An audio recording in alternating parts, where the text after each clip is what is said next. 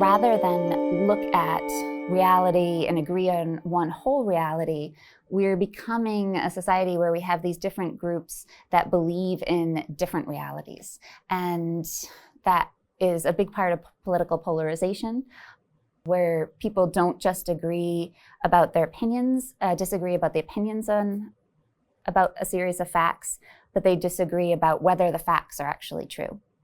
But we can also see it in conspiracy thinking, where these fringe groups, or at least they used to be fringe groups, on kind of the outskirts of thinking about what could be real or what is happening, paranoid thinking, for instance, thinking about reptoids controlling our government.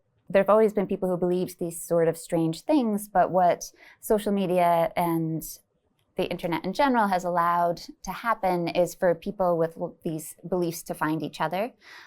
And then when they're hearing back those same sorts of facts, those same sorts of theories, then their beliefs strengthen.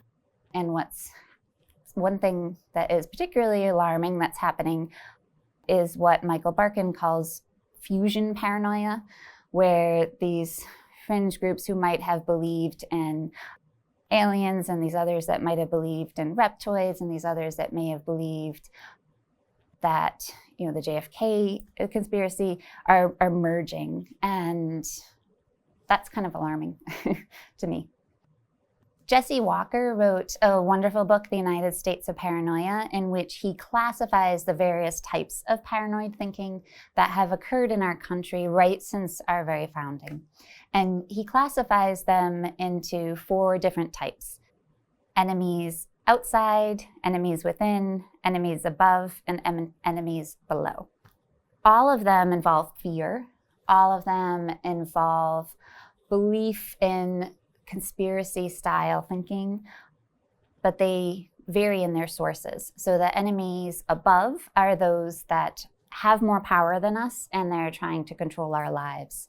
So pharmaceuticals, creating vaccines just to make money rather than to help people, is an example of the enemies above. Enemy below tends to be people who have less power, who we have oppressed, or who don't have a lot of power, kind of rising up and overthrowing things.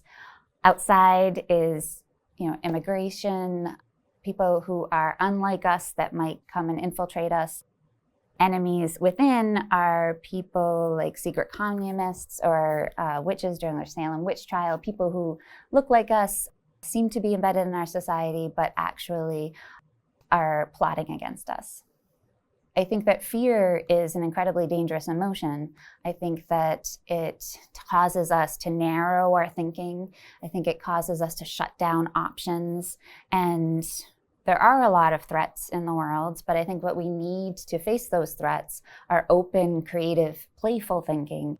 And when we think as a hive mind, when we think collectively and we do so in a fearful sense, then that shuts down a lot of our thinking.